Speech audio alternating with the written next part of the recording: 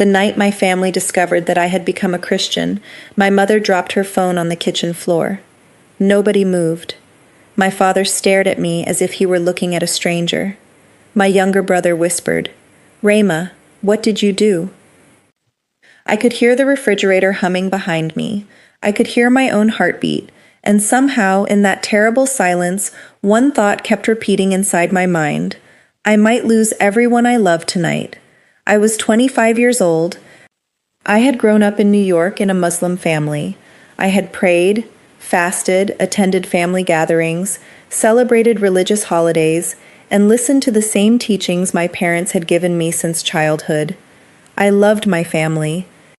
I wasn't trying to hurt them. I wasn't trying to rebel. And I certainly wasn't looking for another religion. But something had happened to me months earlier, something I had tried desperately to hide. I had discovered Jesus. And before I understood what was happening to my heart, I had started following him. In secret. For months, I carried two worlds inside me. There was the daughter my family knew, and there was the woman I was becoming when I was alone with God. I thought I could keep those two worlds separate forever. I was wrong. My name is Rehma Ahmed. I grew up in New York, surrounded by the noise and diversity of the city. From the outside, my life looked ordinary. Our apartment was never completely quiet. Someone was always cooking, talking on the phone, watching television, or coming through the front door. My mother was the emotional center of our home. My father was quieter. He believed strongly in discipline, family honor, and responsibility. My younger brother, Adam, was the one who could make everyone laugh when tension filled the room. We weren't perfect. We argued. We misunderstood each other. We had difficult days. But we loved each other. And because of that love, I always assumed I would live the life my family expected. Finish college. Build a career. Get married. Have children. Raise them according to our traditions. I never imagined that one day my family would look at me and wonder whether they still knew me. The questions began quietly. It started when I was 24. At the time, I was working and trying to figure out what I wanted from my future. I wasn't unhappy exactly, but there was an emptiness inside me that I couldn't explain. I had everything I was supposed to appreciate, yet sometimes I would lie awake at night wondering, is there more to life than simply surviving from one responsibility to another? I didn't tell anyone. I was afraid they would think I was ungrateful. So I kept those questions inside. Then one rainy afternoon, something happened that changed everything.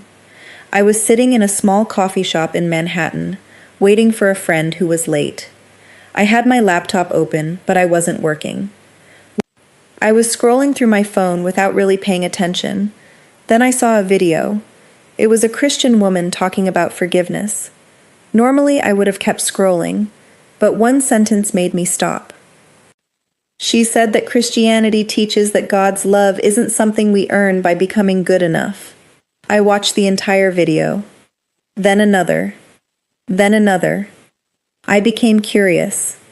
Not convinced. Just curious. That distinction mattered to me. I wasn't looking for Christianity. I was trying to understand Christians. I started reading about Jesus. At first, I used articles online. Then I watched sermons. Then I downloaded a Bible app. I remember staring at the screen for several minutes before opening it. I felt nervous, almost guilty. It was strange because nobody was watching me. Nobody knew. Yet I felt as if I were doing something forbidden. I started with the Gospel of Matthew. I expected complicated theology. Instead, I encountered stories. Jesus touching people others avoided. Jesus forgiving people others condemned. Jesus speaking to people society considered unworthy. And then I reached the words about loving your enemies and praying for those who hurt you. I stopped reading. I read the passage again. Then again. Something inside me moved. I had heard teachings about kindness before. Of course I had. But something about the person of Jesus was different. I couldn't explain it. And because I couldn't explain it, I became even more curious. I began waking up earlier. I would wait until everyone was asleep. Then I would sit on the edge of my bed with headphones in my ears and read the Bible. Sometimes I cried. I didn't understand why. I wasn't even sure what I believed yet, but I felt as though someone was speaking directly to the deepest parts of my heart. I began praying differently. At first, my prayers were confused. God, if you are really there, please guide me. That was it. I didn't know what else to say. Some nights I prayed for 5 minutes. Some nights I prayed for an hour. And gradually, my prayers changed. God, show me who Jesus really is. Give me courage to follow truth. Don't let me be deceived. Please guide me. I wasn't asking God to make my life easier. I was asking Him to show me what was true. That distinction became important, because following Jesus did not make my life easier. It made everything more complicated. For weeks, I only watched Christian services online. I was terrified someone I knew would see me. Then one Sunday morning, I finally walked into a church. I almost turned around 3 times.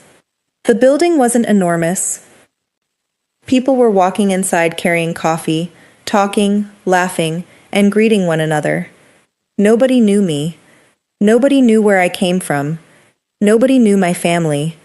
I sat near the back. When the worship began, I didn't sing. I just watched. People were raising their hands. Some were crying. Some were smiling. I didn't understand all of it, but I felt something I hadn't expected. Peace. Not excitement. Not pressure. Peace. When the pastor began speaking about God's grace, I felt tears forming in my eyes. I lowered my head so nobody would notice. After the service, a woman approached me. She didn't ask what religion I was. She simply smiled and said, "I'm glad you're here." That sentence stayed with me. I'm glad you're here. I walked home crying. I didn't know exactly why. But that evening I prayed, Jesus, if you are who you say you are, I want to know you. That prayer changed my life. My journey didn't happen overnight. I questioned everything. I read. I prayed. I listened. I argued with myself. There were moments when I thought I should stop. There were nights when fear overwhelmed me. What if my family finds out? What if I'm wrong?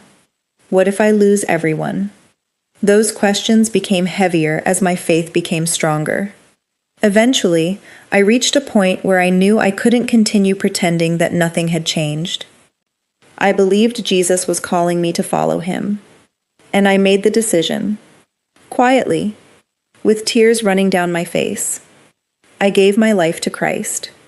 There was no dramatic music, no crowd, no camera, just me, sitting alone in my bedroom in New York, whispering a prayer. Jesus, I don't know where this road will take me, but I want to follow you. When I finished praying, I cried for a long time. I felt terrified, and strangely free, but freedom came with a price. I knew my family would not understand, so I kept my faith secret. For months, I became an expert at hiding. I attended church when I could. I listened to Christian sermons through headphones. I kept my Bible hidden inside a box beneath old clothes. I removed Christian notifications from my phone. I avoided conversations about religion. When my family discussed faith, I stayed quiet. Every Sunday morning, I had to invent an excuse. Sometimes I said I was meeting a friend. Sometimes I said I had work. Sometimes I simply went out for a walk and returned later. The lies hurt me. I hated lying to my parents, but I was afraid. I was afraid that telling them would destroy our family. At night, I would sit in my room and cry. God, I love them, I prayed. I don't want to lose them. I remember one night saying, if following you means losing everyone, please give me strength. That was one of the hardest prayers I had ever prayed, because I didn't want strength. I wanted a miracle that would allow everyone to understand. I wanted my parents to smile and say, "We may not agree, but we still love you." But life doesn't always give us the ending we want immediately. As my relationship with Christ grew, hiding became increasingly difficult. I started changing, not because I wanted to reject my family, but because my priorities were changing. I became slower to anger. I tried to forgive people who had hurt me. I stopped participating in conversations that humiliated others. I became more patient. My mother noticed. One evening she looked at me while we were eating dinner. "You've changed," she said. I froze. "What do you mean?" "You're quieter." I smiled. "I'm just tired." She continued looking at me. "You seem different." I didn't know what to say. I looked down at my plate. "I'm okay, Mom." She nodded. But I knew she didn't believe me. After that, she began paying closer attention. My father noticed too. He didn't ask questions. That was almost worse. The secret finally came out on an ordinary evening. There was nothing dramatic about the beginning. My mother was cleaning the apartment. My father was in the living room. My brother was playing on his phone. I had just returned from church. I went into my bedroom and changed clothes. I didn't realize that my Bible had slipped out of the box beneath my clothes. It landed on the floor. I didn't notice. A few minutes later, my mother came into my room looking for something. Then I heard her call my name. "Rehma?" There was something different in her voice. I walked toward the doorway. She was holding the Bible. My heart stopped. For several seconds, neither of us spoke. She looked at the cover. Then she looked at me. "What is this?" I couldn't breathe. I thought about lying. I could have said it belonged to a friend. I could have said I found it somewhere. I could have invented another story. But something inside me said, "No more lies." So I whispered, "It's mine." Her face changed. "Why do you have this?" I started crying. "I've been reading it." She stared at me. Then she asked the question I had feared for months. "Are you a Christian?" I couldn't answer. My silence answered for me. She dropped the Bible onto my bed. Then she walked out. A few minutes later, my father called me into the living room. My father was sitting in his chair. My mother stood near the window. My brother was there too. Nobody spoke. Finally, my father asked, "Is it true?" I swallowed. "Yes." My mother's eyes filled with tears. My father looked away. "How long?" I whispered. "Several months." "Several months?" His voice became louder. "You've been hiding this from us for several months?" I started crying. I was scared. Scared of us? Yes. That answer hurt him. I could see it. My father had always believed that no matter what happened, his children could come to him. Now he was realizing that I had been carrying something enormous without telling him. He asked, "Why?" I couldn't explain everything in one sentence, so I said the only thing I could, "Because I believe in Jesus." My mother covered her face.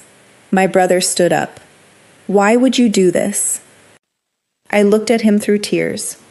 "I didn't do this to hurt you." "Then why?" "Because I believe God led me here." My father shook his head. "You don't understand what you're doing." Maybe he was right. I didn't understand what the future would look like. I didn't know whether my family would accept me. I didn't know whether our relationships would ever be normal again. But I knew what I believed. And for the first time, I wasn't hiding.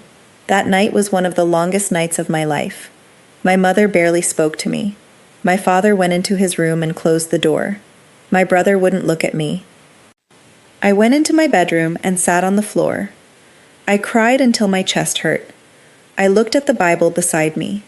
For the first time, I wondered if I had made a terrible mistake. Not because I stopped believing, but because I was afraid of the consequences. I whispered, "Jesus, I'm scared." Then I prayed, "If this is really the path you called me to, please don't let me become bitter." That prayer was important. Because anger would have been easy. I could have blamed my family. I could have called them hateful. I could have decided they were my enemies. But they weren't. They were my parents. They were people who loved me and were terrified that they were losing their daughter. That night I realized something. Following Christ did not mean learning to hate the people who didn't understand my faith.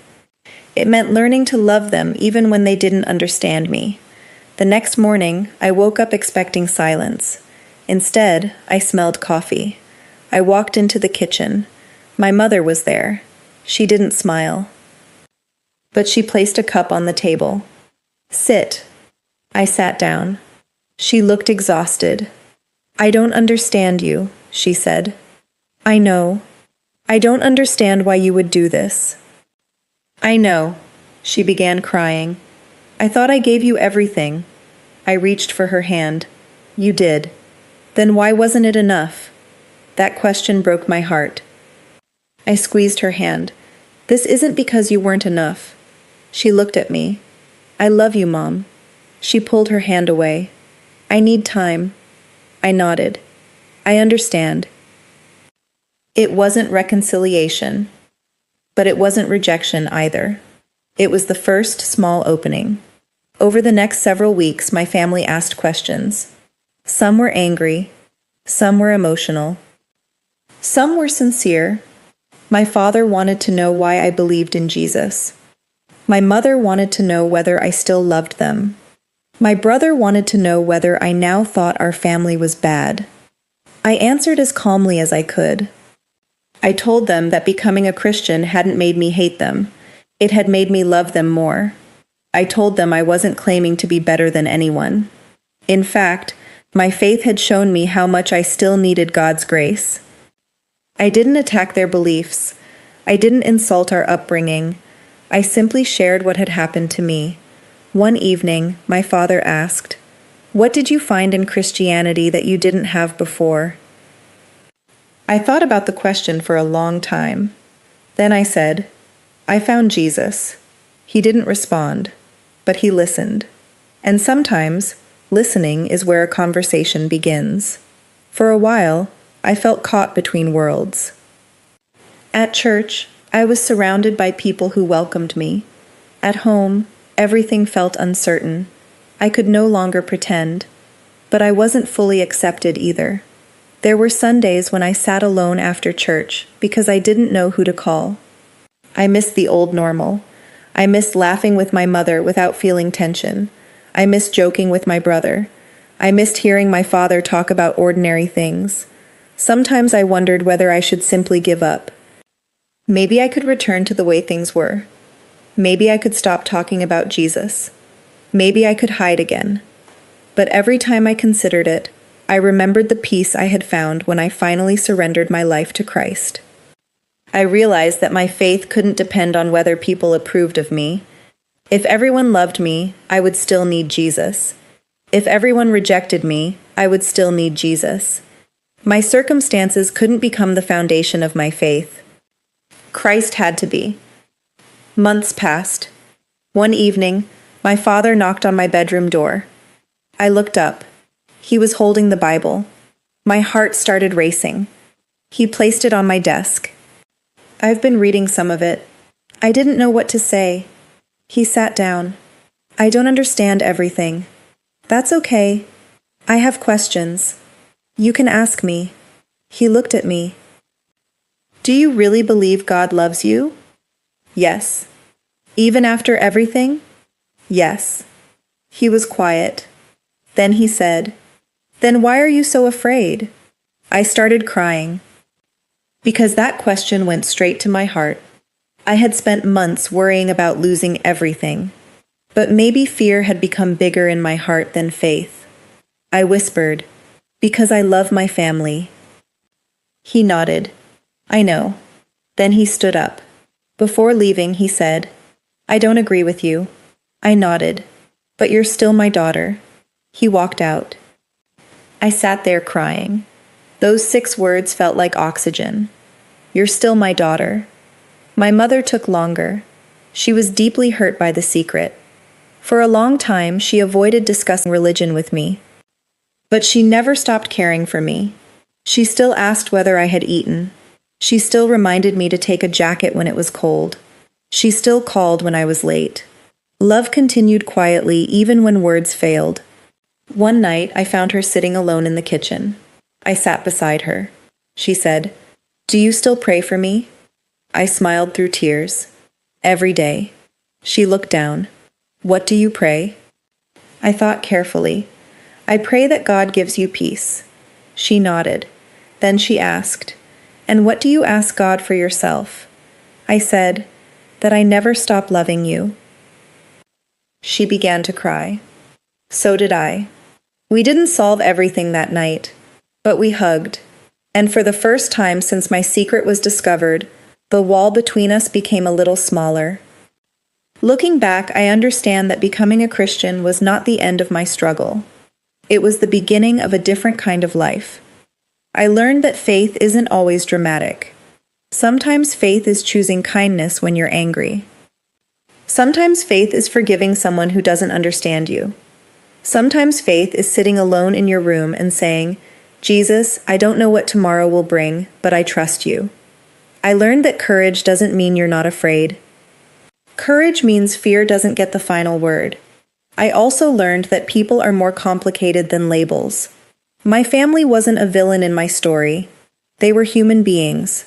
They were scared. They were hurt. They were trying to understand something they never expected. And I was scared too.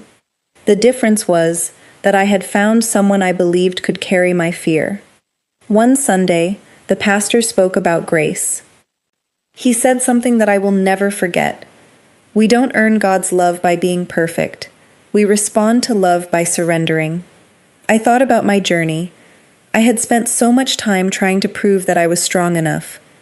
Strong enough to face my family, strong enough to handle rejection, strong enough to explain Christianity perfectly, strong enough never to cry, but I wasn't strong enough, and I didn't have to be. That was the beauty of grace. I didn't need to carry everything alone. I could bring my fear to Christ, my loneliness, my mistakes, my questions, my family, my future. Everything. That day I prayed differently. Jesus, I give you the things I cannot control. And for the first time, I meant it. I wish I could tell you that my family immediately became Christian. They didn't. I wish I could tell you that every disagreement disappeared. It didn't. I wish I could tell you that everyone suddenly understood. They didn't. But something changed. The fear began to decrease. The shouting became less frequent. The conversations became calmer. My parents began asking questions instead of making assumptions. And I became more patient. I stopped trying to win arguments. I started trying to show Christ through my life, because I realized something important. If I told my family that Jesus had changed me, then they needed to see that change. They needed to see forgiveness, patience, humility, compassion, love, not because I was perfect, but because I was learning.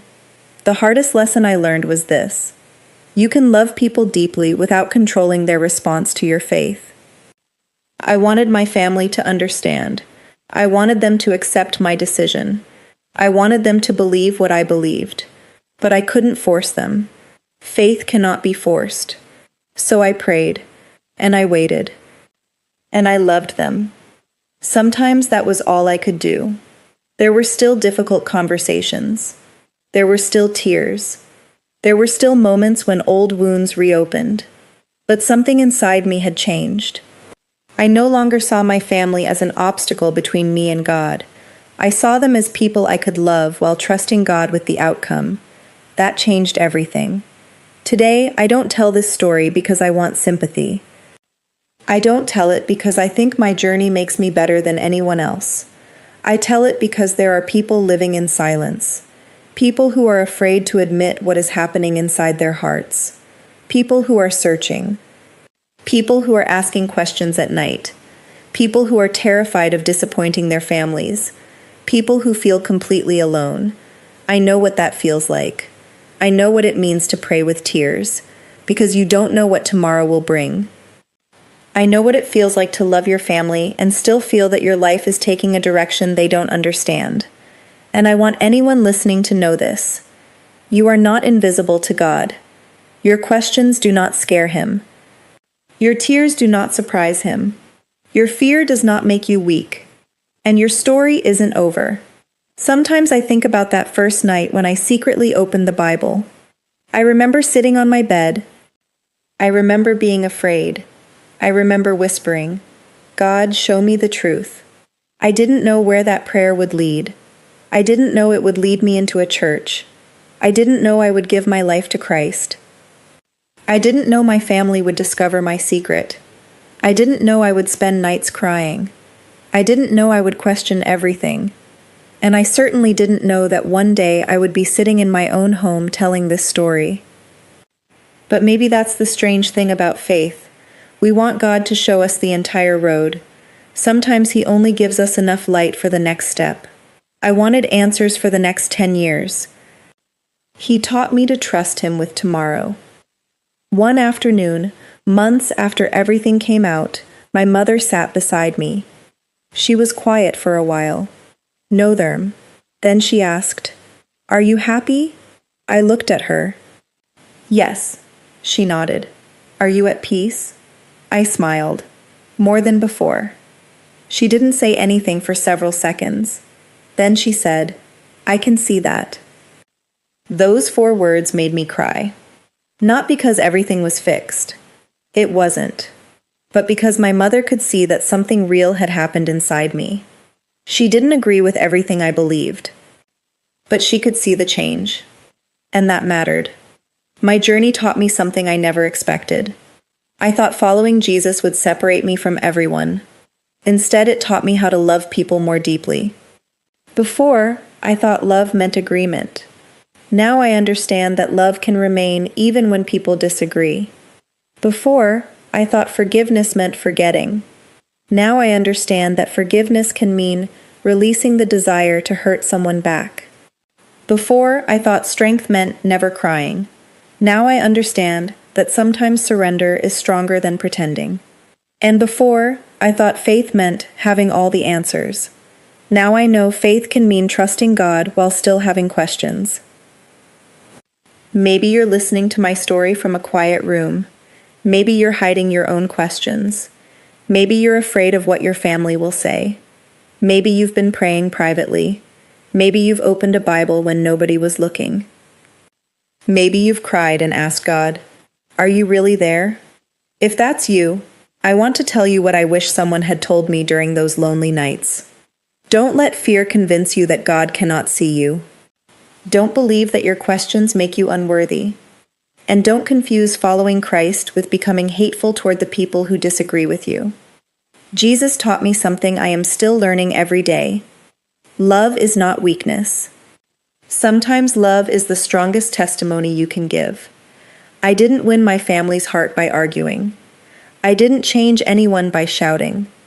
I didn't prove anything by insulting the faith I had grown up around. I simply tried to live the life I believed Christ was calling me to live, and I trusted God with the rest. Today, my family and I are still on a journey. There are things we still don't completely agree about. There are conversations that remain difficult. There are questions that haven't been answered. But we're talking. We're eating together. We're laughing again.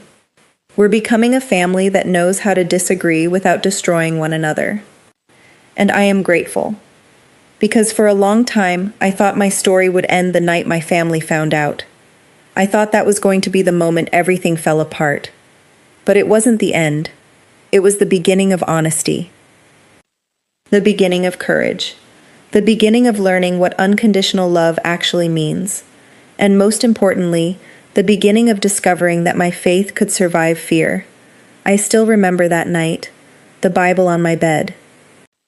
My mother's tears, my father's anger, my brother's disbelief, and me standing there, terrified.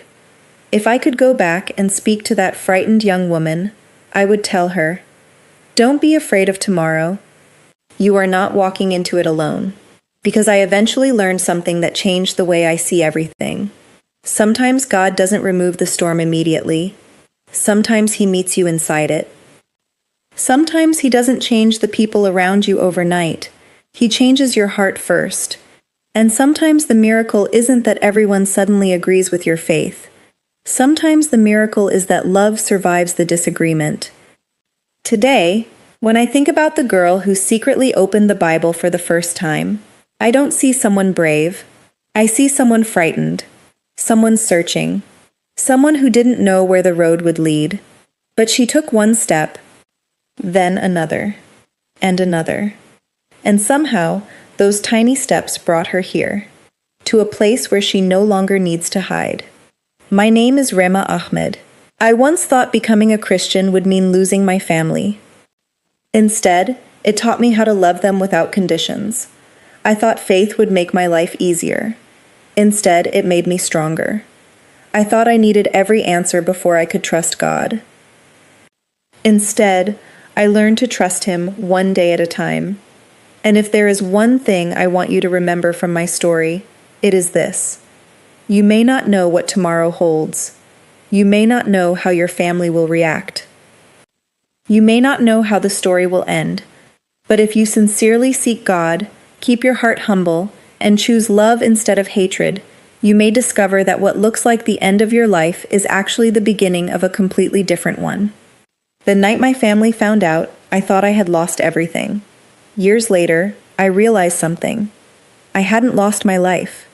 I had finally learned what it meant to live it. And in the darkest moment, when I thought I was standing alone, I discovered the truth that had carried me all along. Jesus was never asking me to walk without fear. He was asking me to walk with Him through it.